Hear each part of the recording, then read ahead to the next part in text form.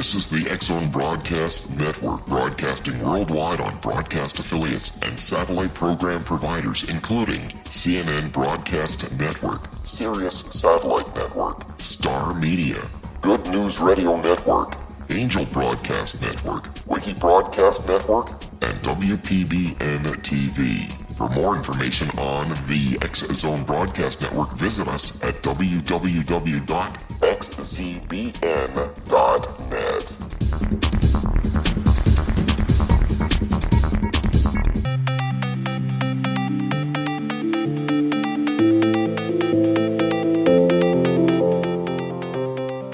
Welcome everyone to Too Good to Be True, and thank you to all the listeners.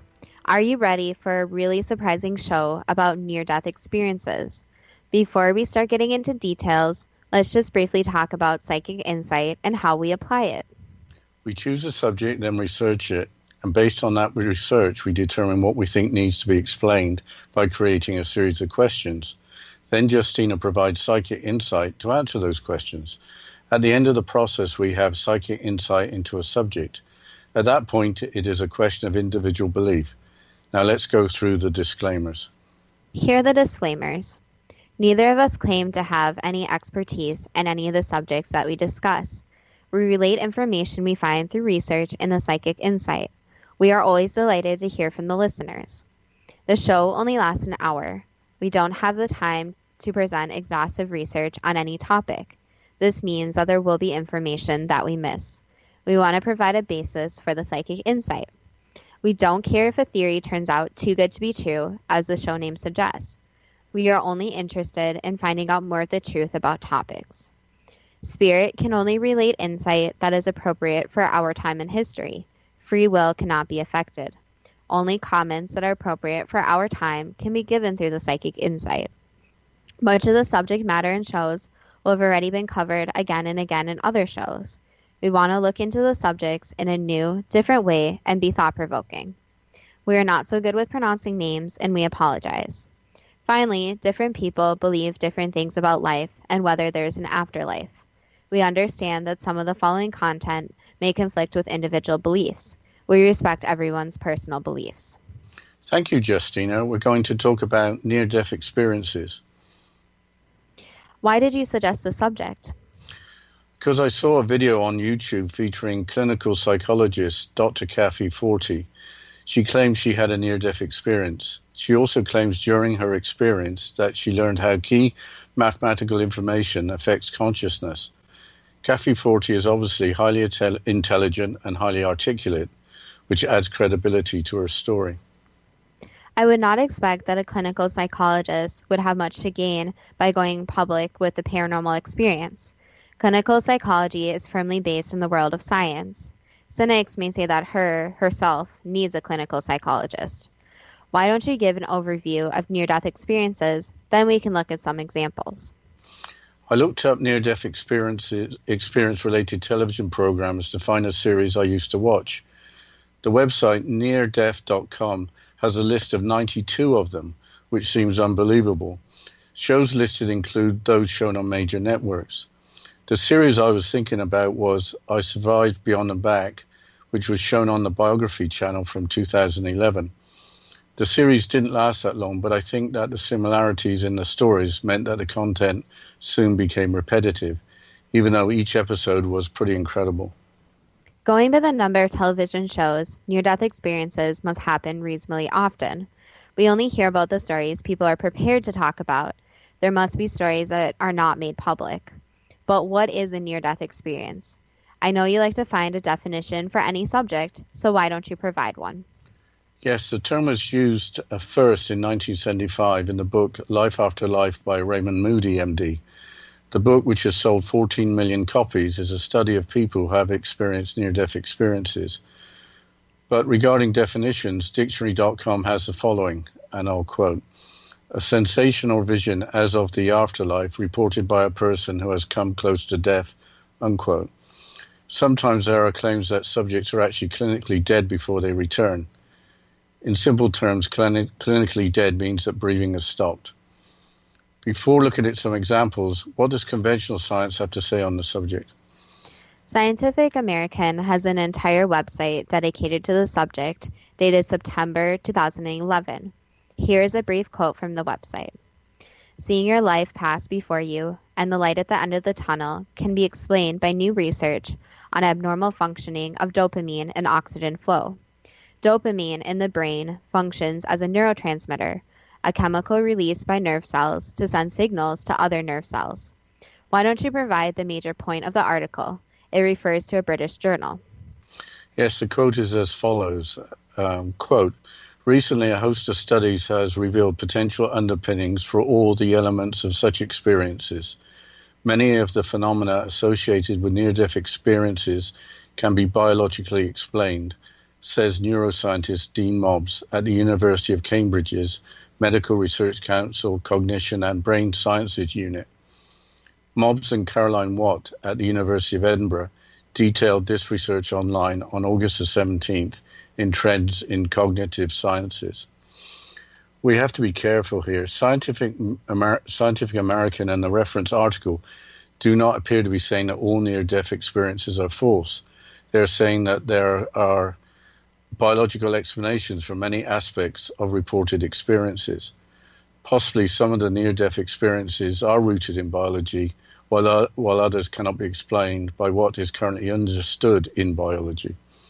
There is some scientific proof that the afterlife is possible. However, this does not prove or disprove that the afterlife is true. It's just a possibility. But let's get into this and more information about near-death experiences after this break.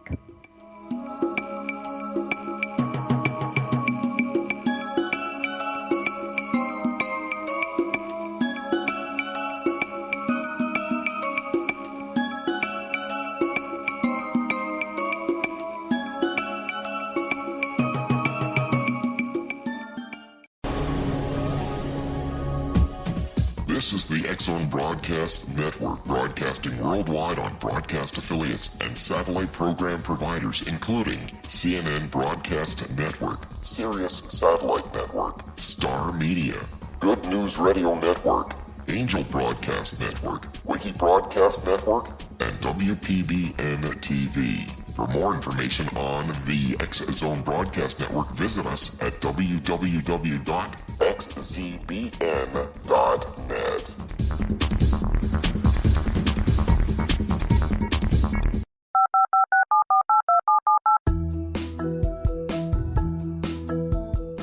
Did you know that when you're on the road with limited data or Wi-Fi, you can still listen to the X-Zone Radio Show with Rob McConnell, The Science of Magic with Gwilda Wiyaka, X-1, Dimension X, Space Patrol, and every minute of the X-Zone Broadcast Network by calling 213-401-0080, courtesy of Audio Now.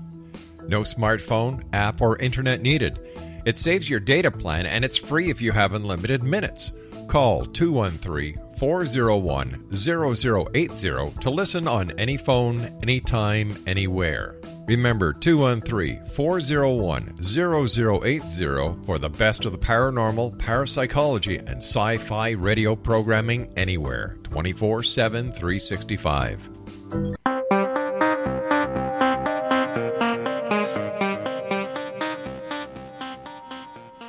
Welcome back to Too Good to Be True. And before the break, we were talking about near-death experiences. And I think this is a very important point, so I'm going to repeat what I just was talking about. There is possible scientific proof that the afterlife is possible. However, this does not prove or disprove that the afterlife is true. It's just a possibility. This came up on another show as an Edgar Cayce prophecy that came true. We quoted that quantum mechanics does not rule out the possibility of an afterlife or the survival of brain function after death. We mentioned the name of theoretical physicist David Bohm. However, the proof in theoretical physicists is in the use of math. So, to truly understand the proof, you need to understand the math, which most of us don't. Recently, another scientist has been in some far-reaching newspaper articles in Great Britain. British scientist Roger Penrose suggests that humans have souls which don't die along with the body. Consciousness is just a packet of information stored at a quantum or subatomic level. Sir Roger has argued that when a person dies temporarily, this quantum information is released into the universe, only to return to the body's cells if the host is brought back to life. Sir Roger also claims to have found evidence that information stored in microtubules within human cells leaves the body after a person dies. The following is a quote from Sir Roger Penrose from the Sun newspaper on November the 5th, 2016. Quote, "If the patient dies, it's possible that this quantum information can exist outside the body, perhaps indefinitely as a soul." Unquote. Apparently, this theory is backed by researchers at the renowned Max Planck Institute for Physics in Munich, Germany. Let's now look at the work of Dr. Bruce Grayson, Professor Emeritus of Psychiatry and Neurobehavioral Science at the University of Virginia. Dr. Grayson is a co-author of the book Irreducible Mind, published in 2007. The lead author, Dr. Edward Kelly, is a professor at the University of Virginia School of Medicine. Irreducible Mind depicts the mind as being an entity independent of the brain or body, with the mind surviving the body after death. The Grayson scale, developed by Grayson, measures the depth of an individual's near-death experience with scoring for 16 questions. Here are 2 example questions with scoring. Example question: did you suddenly seem to understand everything? 0 equals no, 1 equals everything about myself or others, 2 equals everything about the universe. Another example question: did you seem to enter some other unearthly world? 0 equals no, 1 equals some unfamiliar and strange place, and 2 equals a clearly mystical or unearthly realm. A score of 7 or greater identifies an experience as near death. If the mind is entirely independent of the brain or body, then there is the possibility of near-death experiences for which there is no measurable brain function. An example among others is Pam Robertson. I will quote from neardeath.com, the neardeath.com website. Quote, "When all of Pam's vital signs were stopped, the doctor turned on a surgical saw and began to cut through Pam's skull. While this was going on, Pam reported that she felt herself pop outside her body and hover above the operating table. Then she watched the doctors working on her lifeless body for a while. From her out-of-body position, she observed the doctor sawing into her skull with what looked to her like an electric toothbrush. Pam heard and reported later what the nurses in the operating room had said and exactly what was happening during the operation. At this time, every monitor attached to Pam's body registered no life whatsoever. At some point, Pam's consciousness floated out of the operating room and traveled down a tunnel which had a light at the end of it, where her deceased relatives and friends were waiting, including her long-dead grandmother. Pam's NDE ended when her deceased uncle led her back to her body for her to re-enter it. Pam compared the feeling of re-entering her dead body to plunging into a pool of ice." Unquote. That is fascinating. Another incredible story centered around no brain function was published as the cover story in the magazine Newsweek in 2012, which is an account by Ibn Alexandra, MD. Dr. Alexander's brain was attacked by a rare form of meningitis in 2008. The part of the brain that controls thought and emotion shut down completely. Dr. Alexandra was in a deep coma for 7 days. As his doctors weighed the possibility of stopping treatment, Alexander's eyes popped open. Dr. Alexandra had taught at Harvard Medical School and was a neurosurgeon at Lynchburg General Hospital in Virginia, the hospital at which he received his treatment. From his experience, Dr. Alexander authored the book Proof of Heaven, published in 2014, which was on the New York Times bestseller list for 97 weeks. Here's a quote from the Newsweek article. "The message had 3 parts, and if I had to translate them into earthly language, I'd say they ran something like this. You are loved and cherished dearly forever. You have nothing to fear. There is nothing you can do wrong." The message flooded me with a vast and crazy sensation of relief.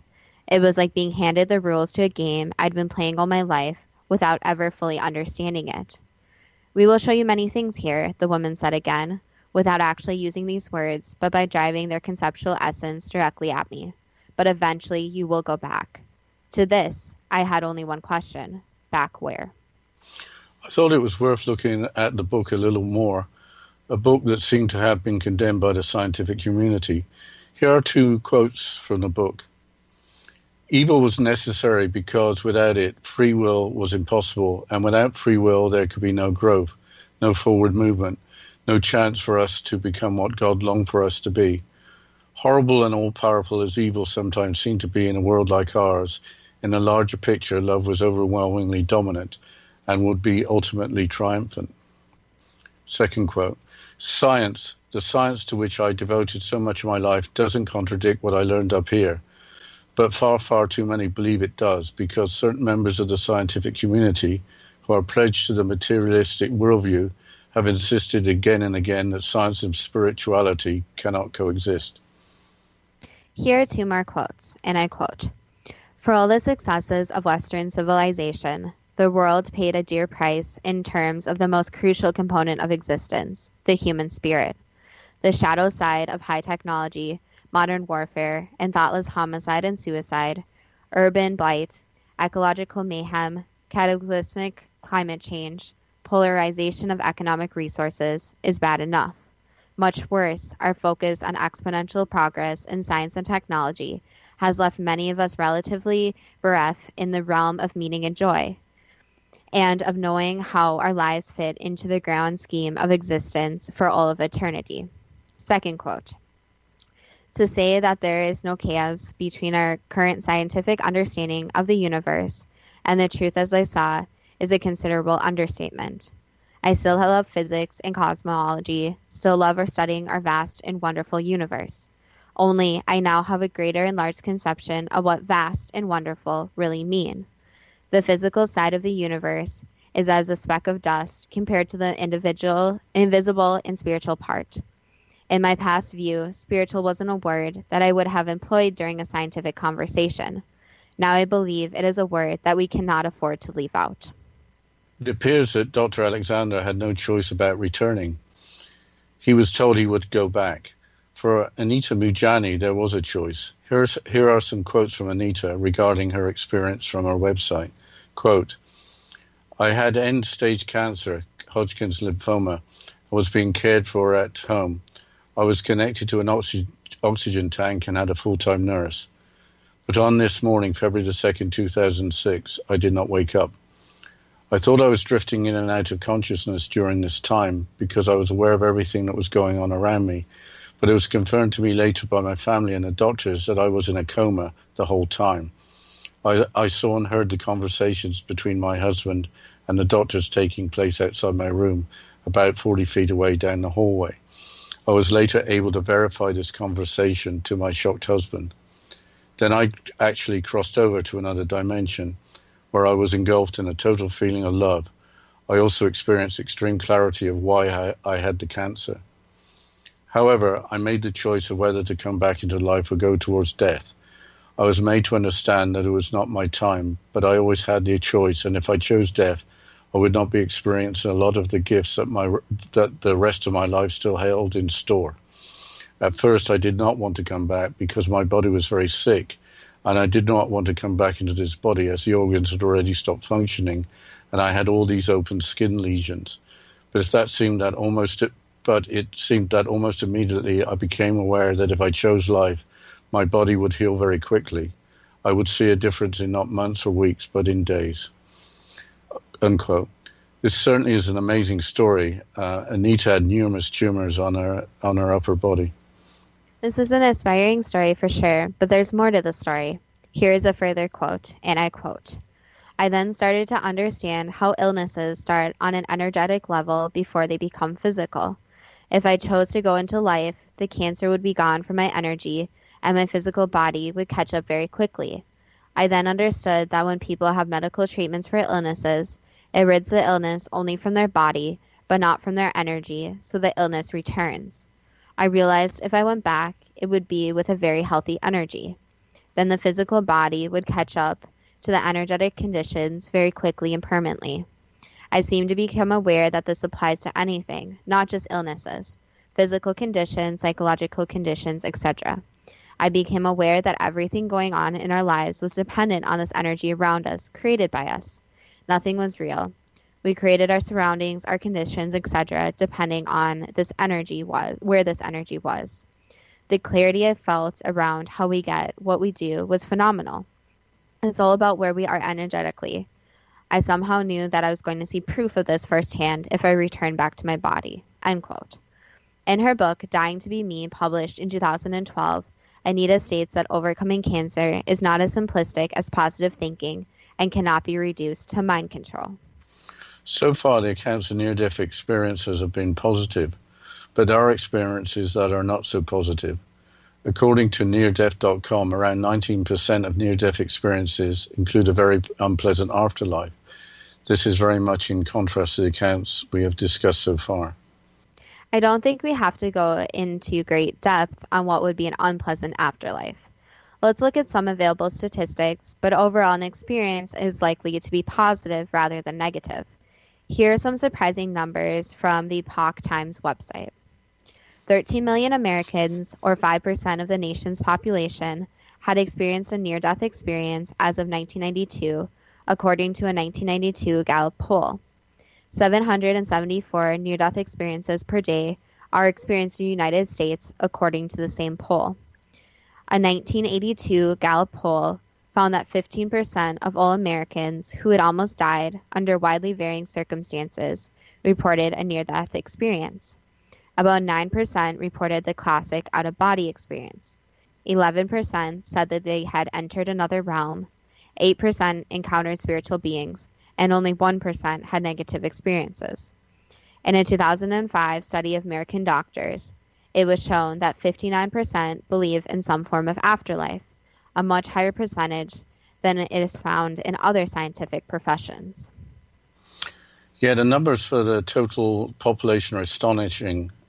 Perhaps we have time to discuss some more examples of these experiences, but I think we're going to have to do that after the break. So why don't you take us into the break, Justina? Yes, after the break, we'll talk about another example of a near-death experience and talk a little bit more about near-death experiences and then go into the questions and the psychic insight.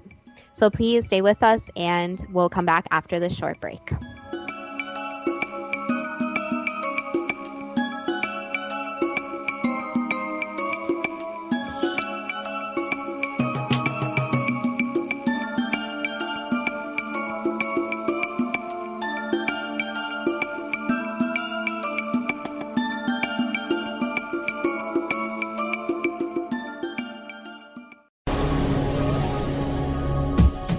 This is the X-Zone Broadcast Network, broadcasting worldwide on broadcast affiliates and satellite program providers, including CNN Broadcast Network, Sirius Satellite Network, Star Media, Good News Radio Network, Angel Broadcast Network, Wiki Broadcast Network, and WPBN TV. For more information on the X-Zone Broadcast Network, visit us at www.xzbn.net.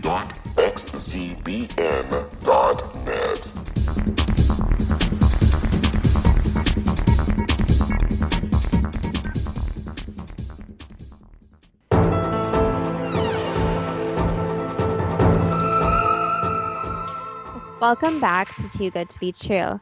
And before the break, we were talking about near-death experiences. And Dad, you were just going to go into another example of a near-death experience. So can you please continue with this? Yes, this is another positive one. This is a quote from a narrative made by a person called Lynn, who was just 13 years old at the time, and it's from neardeath.com.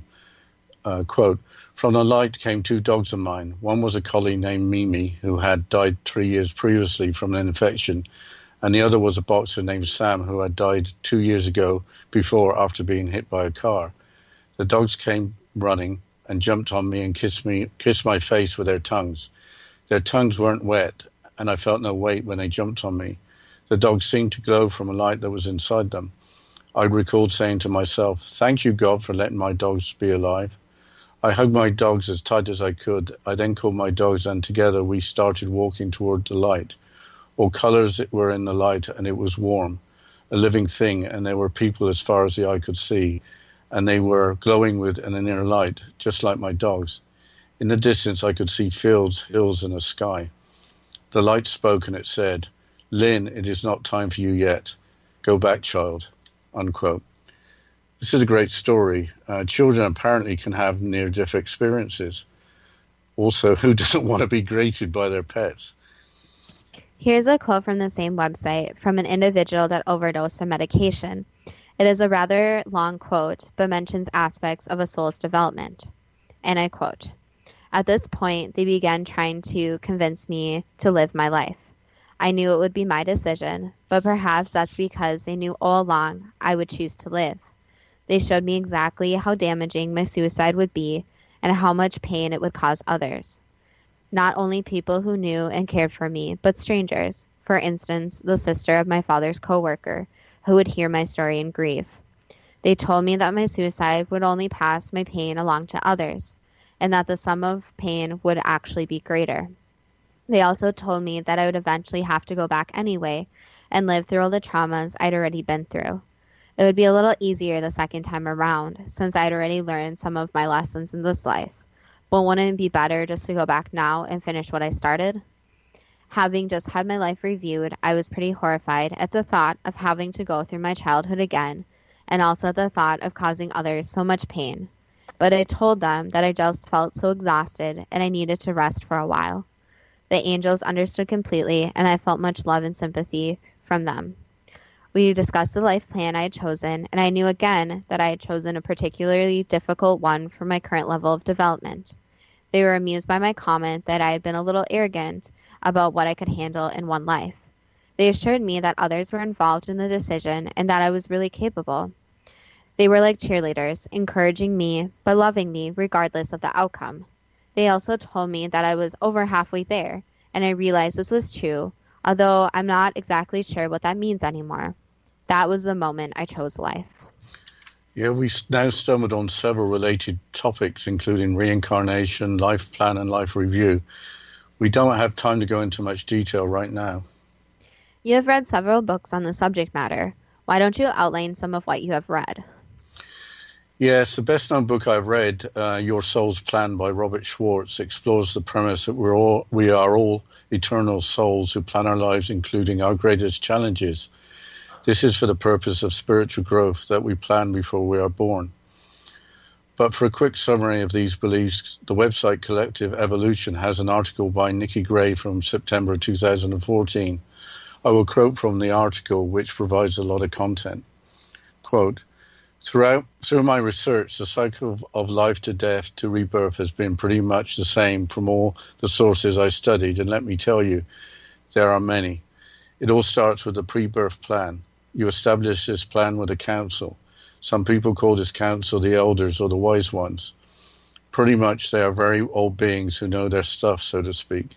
You meet with them along with your spirit guides. You discuss the life ahead of you, and you're given the choice of a few different lives to pick from in the current time period you are incarnating into. To give you an example, I was given the choice of being an artist or a samurai in Japan. You choose everything, including your parents. Once your choices have been given to you, you pick one. The tedious task starts of all the planning, all the things you wish to experience in the upcoming life. Experience isn't the only thing we seek. We have goals to meet and challenges to overcome. Some wish to learn patience or overcome jealousy. Many people have debated this theory, but you also choose to clear up karma. To me, clearing up karmas simply means creating a balance. There are a few other things like healing contrast and healing false beliefs. Now, the concept of karma is introduced into the discussion. Putting that aside for the moment, let's continue on the subject of life review. The website neardeath.com lists the purposes for life review based on accounts of near-death experiences. I will quote a few from the list. The life review is for educating us about ourselves, why we are the way we are, what were our motives behind our actions, how did our lives impact others, how we could have done better, and what can we do to correct aspects to ourselves which are not compatible with life on the other side. We learn these things in order to become a better person. The life review is for evaluating our soul development for the purpose of attaining soul growth. And finally, the life review is for evaluating our progress in completing our mission. The following is part of a list from the same website regarding lessons learned from a life review. Life is like a gigantic test, which we will grade ourselves on during the life review. Life reviews teach us who we really are. We are powerful spiritual beings. The more we learn in life, the more the doors of opportunity will be open to us later. We need negative experiences as well as positive experiences in life in order to learn. Before we can know joy, we must know sorrow. And we come to earth to make mistakes and have a human experience. The subject of reincarnation needs much more time to discuss, but reincarnation is a concept that a new life in a different physical body starts after each biological death. In terms of life plans and life review, if you believe in reincarnation, part of that belief may be that multiple lifetimes are necessary to progress spiritually. Karma is often associated with reincarnation. Karma means action, work, or deed. Good intent and good deeds contribute to good karma and future happiness, while bad intent and bad deed contribute to bad karma and future suffering. Karma, good or bad, apparently is said to be able to influence future lifetimes. Before we go to the psychic insight, why don't we go back to our first near-death experience that we discussed right at the beginning? You mentioned the experience described by Dr. Kathy Forte. We didn't mention the outcome. Here's a quote from the website Rejuvenation and Restoration Technology.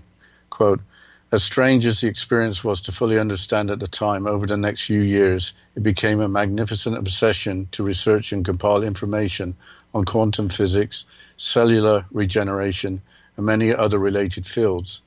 All the while, she felt guided and directed every step of the way, receiving insights and inspiration on how to adapt the quantum physics applications in new and more powerful ways than anything that is currently available. Unquote. For Kathy Forte, life has been pretty amazing, from psychology to quantum physics. Maybe you should start the questions for the psychic insight, and hopefully we'll receive some pretty amazing answers. Okay, I will ask the first question. We have discussed several different examples, but what are the purposes of near-death experiences? So near-death experiences can occur for a couple of different reasons. One is that they occur so someone can get a new start in life. So a lot of people who experience near-death experiences actually have a new outlook on life, and they learn the lessons in their life quicker, and it basically puts them back on track. So it's a kind of a hard love answer, whereas it is not their time to go, but this occurs. Number 2, near-death experiences happen by mistake sometimes, where you can say that something very negative happens to the person and is basically out of their control since other people decided to act on it. So this happens in situations such as when murders are attempted or someone does something dumb and gets in a car and hits someone. So this is not necessarily in their control. But again, in the end, it is on their life path. The third example is that with near-death experiences, it's actually based on their time to go almost. So this is hard to understand, but it's basically that they are getting close to death, and that they decide if they want to live or if they want to decide if they no longer want to live. Can an exit point, a point in a life plan where death may or may not occur, can that be a near-death experience? Yes. Why have near-death experiences only come to the public's attention since 1975? Because before this, people just really didn't discuss what was going on with them. So spirituality and all of that was not really in the public eye. Spirituality and the paranormal were a big taboo. So when people had near-death experiences, 1, there wasn't the media and the more societal evidence of it, so that people did not really talk about it. Also, with near-death experiences, another thing is that you have to look at the science behind it, that now there's more different scientific methods that are able to save people. So it is easier for people to go through extremes and still be able to survive. So this goes back to the life charts, where technology and science changes, the life charts also change. So if you think about it in this way, before cars were invented, nobody could put into their life chart that they were going to be able to drive, or that they would get in a car crash, or that they would own a car. But once that came to society's presence, then people were able to put that in their life charts more. So not only the advancement of technology, but also the more spirituality and the more paranormal beliefs. Why do some near-death experiences apparently involve the choice of returning, while for others returning has to occur? So if there is a choice, this means that this is on the person's life path to decide if they are ready to let go and go to the other side, or if they want to stay and live. Other people have to return since it is not their time to die. So people cannot pass away until it is their time. So they have no choice. Even if they feel they want to go inwards, the white light, they still have to basically step back and go back into their bodies and into the present moment. Are some near-death experiences explainable by normal biological processes, while others are not? Yes. So some near-death experiences that are reported are actually when people's minds shut down because of the pain they are experiencing.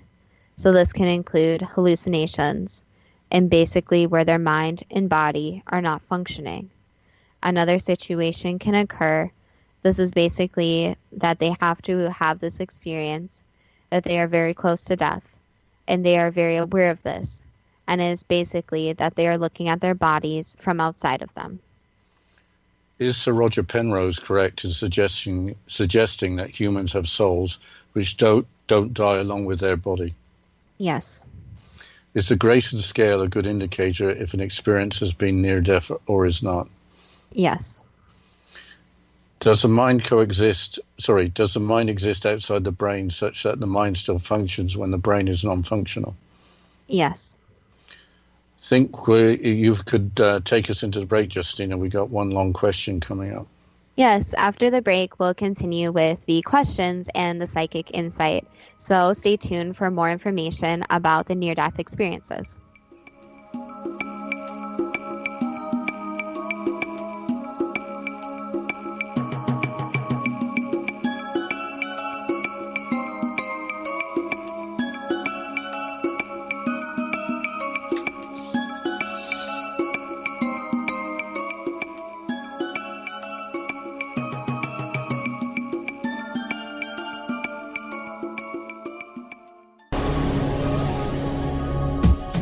This is the X-Zone Broadcast Network, broadcasting worldwide on broadcast affiliates and satellite program providers, including CNN Broadcast Network, Sirius Satellite Network, Star Media, Good News Radio Network, Angel Broadcast Network, Wiki Broadcast Network, and WPBN TV. For more information on the X-Zone Broadcast Network, visit us at www.xzbn.net.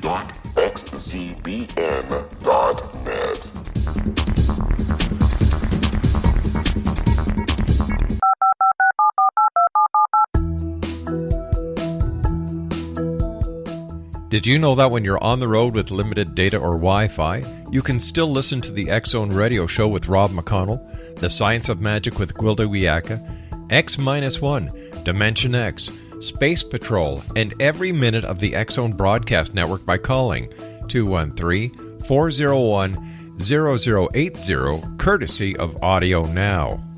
No smartphone, app, or internet needed. It saves your data plan and it's free if you have unlimited minutes. Call 213-401-0080 to listen on any phone, anytime, anywhere.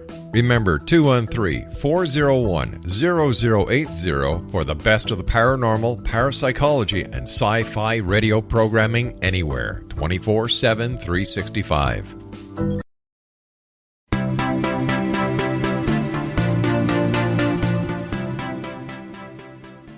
Welcome back to Too Good to Be True.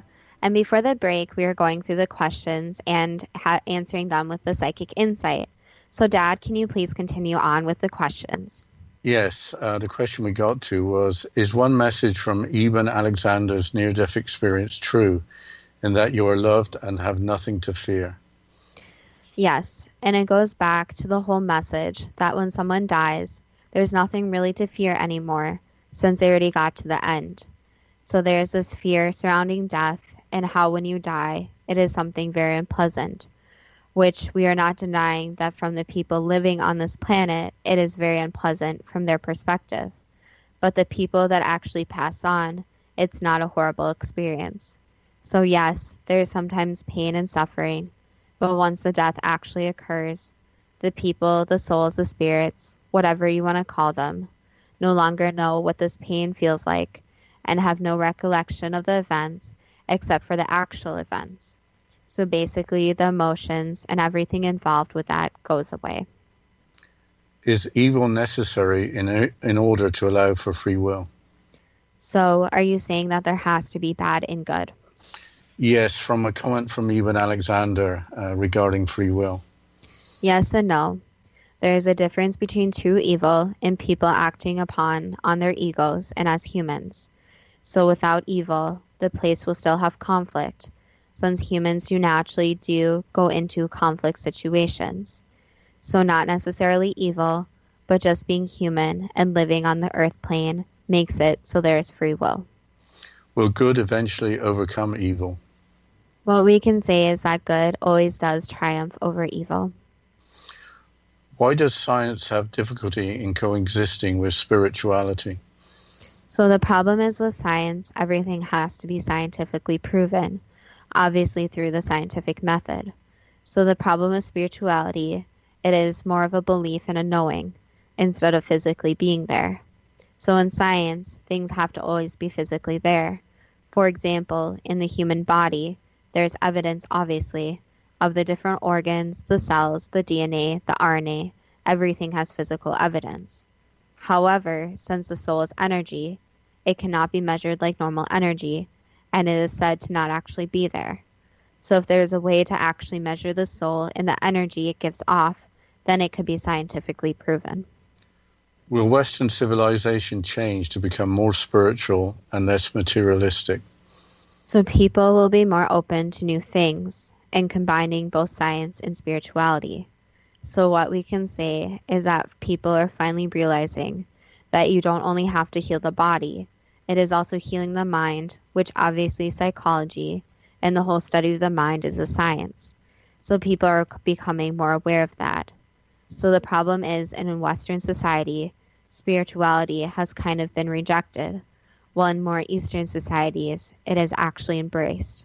So yes, there will be a change in how people basically treat the difference between being very scientifically driven, but also realizing that they can be spiritual at the same time.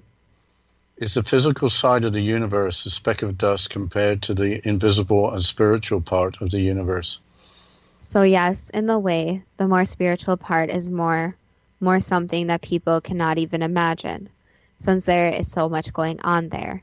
So you can think of it kind of without endless boundaries, while the earth obviously has these boundaries. Why didn't Eben Alexander have a choice in having to return? Because it was in their life chart where they had to return and had to basically be able to share their experience with the world. It is obvious that both Dr. Bruce Grayson and Dr. Eben Alexander are both extremely well-educated people. Do they have a purpose in lending more credibility to spirituality through passing on their knowledge? Yes, and there are also other doctors working on healing in both mind and body. So when we say the mind, that includes spirituality.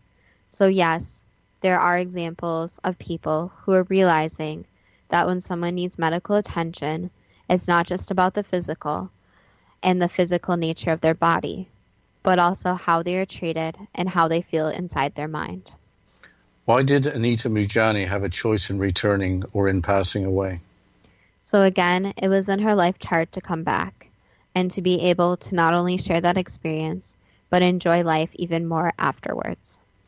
How did Anita Mujani recover so quickly from being so severely ill? Because she had an optimistic, positive outlook at her getting better, and she received the treatment she needed. Approximately 19% of near-death experiences are not positive and can include nightmarish circumstances. Why is this? So usually in these types of circumstances is basically conquering fears. So it's very scary, and a lot of people are scared of death. So it's conquering this fear of death. And also, again, this goes back to some people actually do have hallucinations when their body goes into shock. Do the beliefs of an individual influence the near-death experience in terms if it is positive or negative? Not really. No matter what, the near-death experience will be whatever the person needs. So even if someone is very spiritual, they may have the unfortunate event of a negative experience. Are the numbers of 5% of the population in the United States as of 1992 having had near-death experiences realistic? So if you include the people who have had things like sleep paralysis, with basically their body and mind separating, then yes. So that would include what are considered on Earth to be natural causes. Yes. Are suicide attempts a planned part of a person's life path as well as being unplanned? Yes and no. So for the most part, it is planned in their life path in some way. So the thing is that with suicide, it is one of the hardest deaths, since losing your own life is very unfortunate, since you're putting it into your own hands. So sometimes it's in the person's life chart, and also in the people around them's life chart. But if you think about it, suicide actually influences the people around them, more than the person once it actually happens. But it can also be done in the life chart in a different way, where they don't really choose to do it, but instead something in their life chart directly influences them to commit suicide. What's the near-death experience that changed the life of Dr. Kathy Forty, part of her life plan? Yes. Was it necessary to have a near-death experience for Kathy Forty to become knowledgeable in advanced physics? Why didn't she just have that interest since birth? So when people have near-death experiences, it sometimes actually ends up so they can change their life path. So it ends up so they can learn new lessons and basically shift their interests. So it's not uncommon for people who have near-death experiences to actually change something about themselves. Is the general understanding in psychic literature of reincarnation, life planning, life review, and karma correct? So in general, for the general information, yes. What lessons should we take away from learning more about near-death experiences? Number one is to enjoy life. So people really don't enjoy life until they are close to not being able to live anymore. Number two, it's for the people to realize that even when they are going through something horrible, that in the end, after they do go to the other side, they are going to be in peace and out of pain. So it's comforting to know that anyone's loved ones do not feel this pain and are not currently feeling this pain, but instead are at peace. Okay, that's the end of the questions.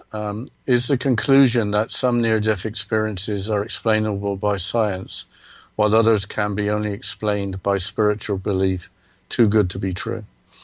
That depends on what you are prepared to believe.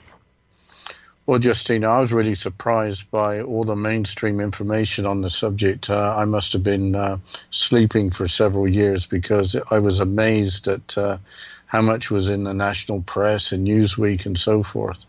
But anyway, why don't you talk about our Facebook page? Yes, so we have a Facebook page, and to find it, you can search in the search bar, Too Good to Be True, and that's spelled TWO, good, and then TO, be true. So Too Good to Be True.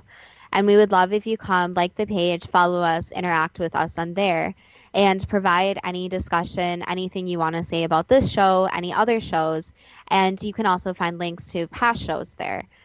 So we would love to interact with the listeners, and of course, we're always thankful for the listeners.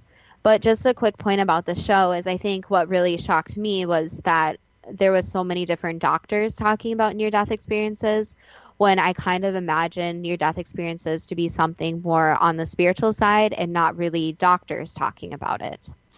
Yes, it seems to be a hot topic currently. Back to those national papers in the UK in particular, and Newsweek. What else I took away from it all was what a positive message. We really don't have anything to fear if we believe the psychic insight. We're here to learn, and at the end of the day, we'll leave and we'll be at peace. Even have our pets greet us. It really is a positive message, I think. Well, I think my favorite point from this whole thing is that coming from a more scientific background is that there's actually people trying to study this and try proof for the soul and proof that these near-death experiences occur. So with that background, it's very interesting for me to see people actually put things together like the Grayson scale, where they're trying to find a scientific way to prove something that's not exactly physically in front of the people and can't be completely quote unquote proven. So I think that was interesting to see also. Yeah, I think I have to declare that I have worked in scientific research, and it's not easy. The scientific method was mentioned, but getting sufficient proof and publishing something that's going to be accepted by others, even when it gets through the peer review, is a huge challenge. And so my hat's off to all scientists in the world, quite frankly. Well, again, before we go here, we just want to say go like our Facebook page, interact with us. We would love to hear from the listeners. And of course, as always, thank you to all the listeners.